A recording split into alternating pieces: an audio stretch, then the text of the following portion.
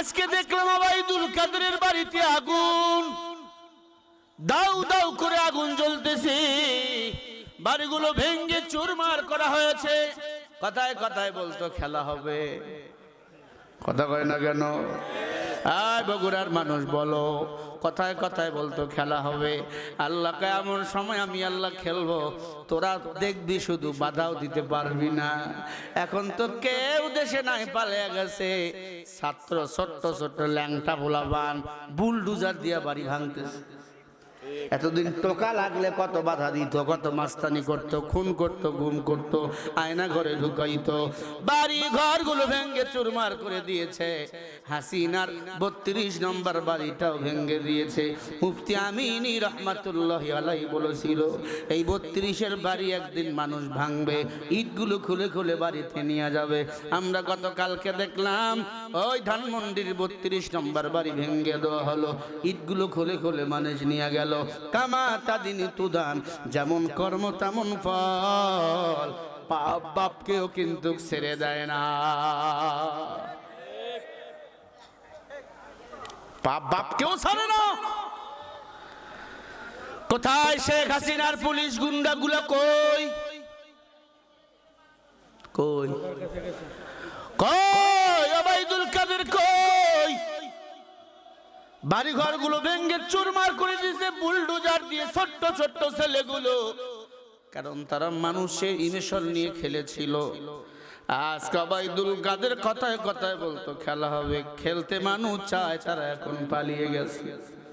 শামীম ওসমানের বাড়ি ভেঙে দিল, যত আপাতি নেতা ছিল। এরপরে এই যে নাটোরের শিমুল এমপি, তার বাড়ির গোডাউনের মধ্যে ৬০টার মতো লাশ পাওয়া গেছে। কাদের লাশ? আপনার মতো আমার মতো সাধারণ মানুষকে, যারা তাদের বিরুদ্ধে কথা বলেছে তাদেরকে মেরে গুম করে দিয়েছে। এ আল্লাহর গোলামেরা, এরা পাপ করেছে, প্রায়শ্চিত্ত করতে হবে। বাংলার মানুষকে ঐক্যবদ্ধ হতে হবে, আল্লাহ রাসূলকে নেতা বানাইতে হবে, তাহলে দুনিয়াতে শান্তি, আখিরাতে মুক্তি পাবো। দুনিয়াদার কাউকে নেতা বানাবো না, এরা সবাই দুনিয়ার পাগল, এরা কেউ আল্লাহর পাগল না। নবীজি বলেন, ক্বালা রাসূলুল্লাহ সাল্লাল্লাহু আলাইহি ওয়াসাল্লাম, আদ-দুনিয়া জিফাতু ওয়া তালিবুহা কিলাব। সাহাবায়ে কেরাম ডাক দিয়ে বলেন, নবী হাদিসটার ব্যাখ্যা কি? নবী বলেন, দুনিয়ার পিছনে পাগল যারা হলো কুকুরের দল, যারা দুনিয়ার পিছনে পাগল তারা কুকুরের দল। কিসের? হ্যাঁ, কুকুর। সাহাবায়ে কেরাম বলেন, ইয়া রাসূলুল্লাহ, আপনি শিয়ালের কথা বলতে পারতেন, শগুনের কথা বলতে পারতেন, কুত্তার কথা কেন বললেন?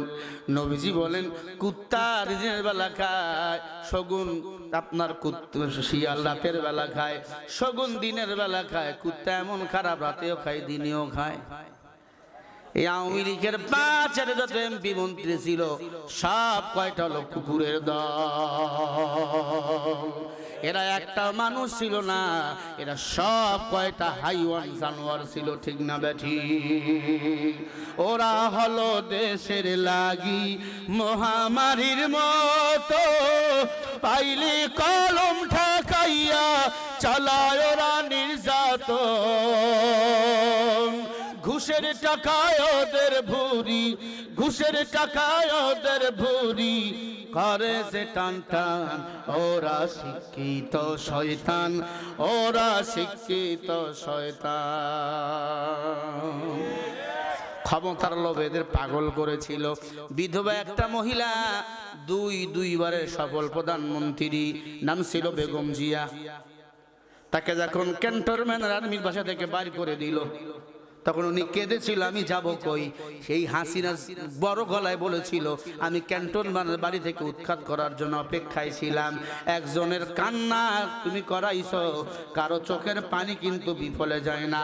আজ তার চোখের পানির বিনিময় ছাত্ররা দিয়েছে, চোখের পানির বিনিময় তোমার বাড়িটাকে ভেঙে চুরমার করে দিয়েছে। ঠিক নেই? কারো চোখের পানি বৃথা যায় না, কারো কাঁদাইবেন না। মুসলমান ইমানদার, কষ্ট লাগেনি? স্বৈরাচার আছে এখনো?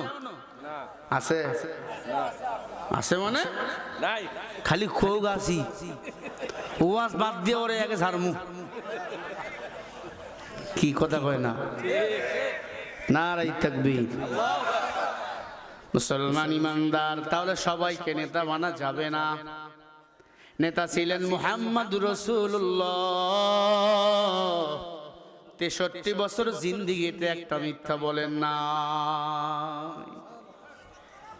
কত কথা বলেছে বেঈমানরা আমার নবীর বিরুদ্ধে, কিন্তু কোনো বেঈমান বলতে পারে না মুহাম্মদ মিথ্যা কথা বলছে। আছে এমন কোন দোষ? এমন কোন কালিমা নাই। নবীজি এমন রাস্তা দিয়ে চলতেছেন, আল্লামা জালালউদ্দিন রুমি তার কিতাবে লিখছেন, ফারসি কিতাব মাআরিফে মাসনবীর মধ্যে,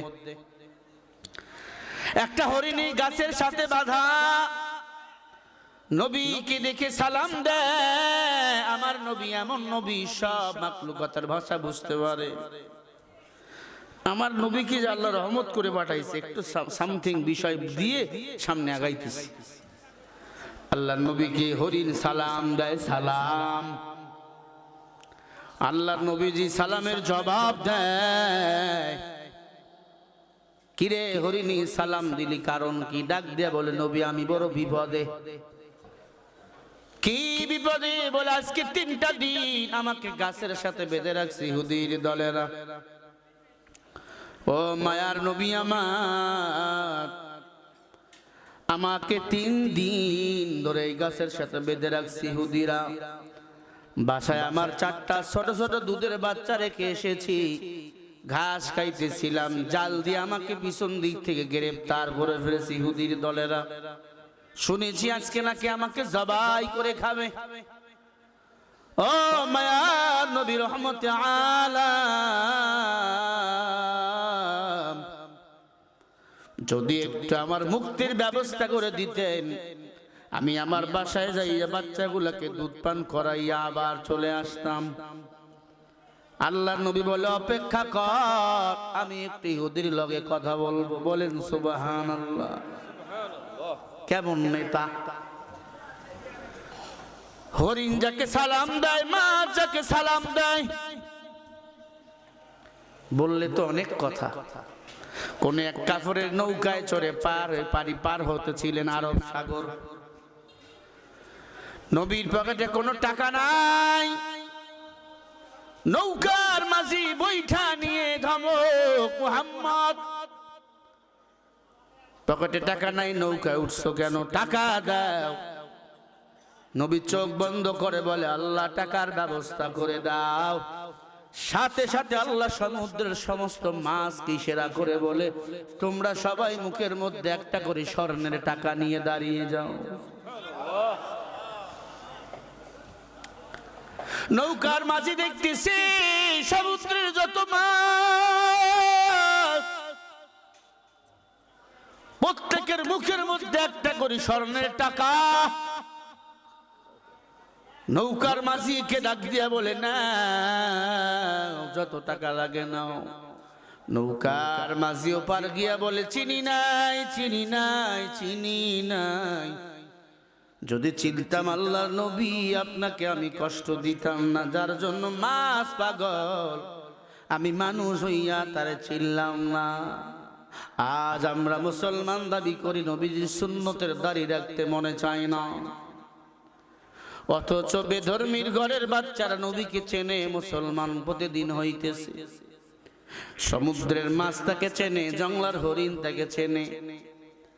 নবীজি সাল্লাল্লাহু আলাইহি ওয়াসাল্লাম ইহুদির বাড়িতে ঢুকলেন, ঢুকে সালাম দিলেন, সালাম।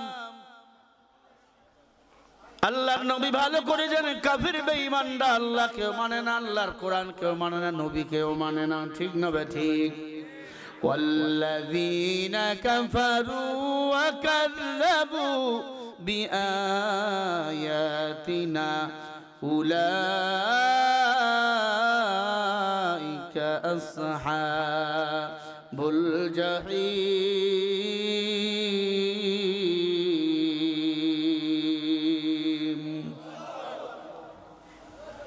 সূরা মাইদা ৮৬ নম্বর আয়াত।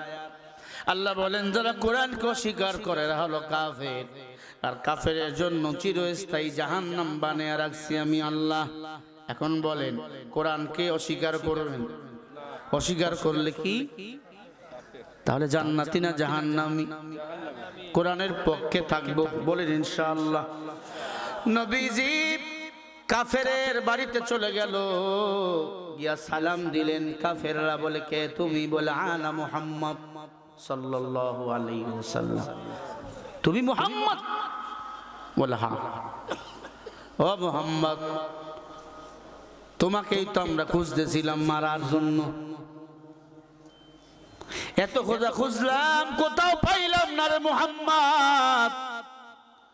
শেষমেশ আমাদের বাসায় আসলে কেন আসছেন বলো? বলে যে হরিণটা গাছের সাথে বেঁধে রাখছেন, একটু ছেড়ে দেন, বাসায় যাইয়া বাচ্চাদেরকে দুধ পান করে আবার চলে আসবে। ইহুদির দল হাসতেছে, মুহাম্মদ তুই আসলেই পাগল, পাগলকে মাইরা কি করব? আয় মুহাম্মদ, তুমি যদি পাগল না হইতা, হরিণ শিকার করা হরিণ একবার যদি সারিয়া দে, সে কি আর আসবে কখনো? নবী বলেছেন, কথা দিয়েছেন আসবে।